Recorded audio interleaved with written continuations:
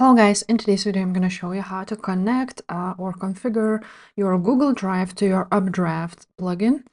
So first of all, I'm just going to find this plugin and click on Settings, UpdraftPlus, Backup and Restore.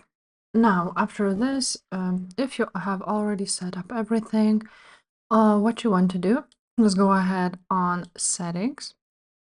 Now you want to scroll down and you will see here, choose your remote storage. So you can actually choose Google Drive here. And you will need to authenticate it with Google. So you want to sign in and make sure to sign in with the correct Google account.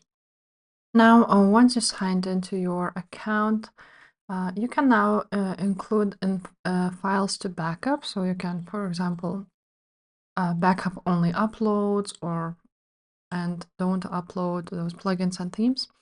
And from here, you can also check this box to have a basic report and some other things. And after that, you just basically save the changes and your Updraft is now connected to Google Drive. You can choose file backup schedule.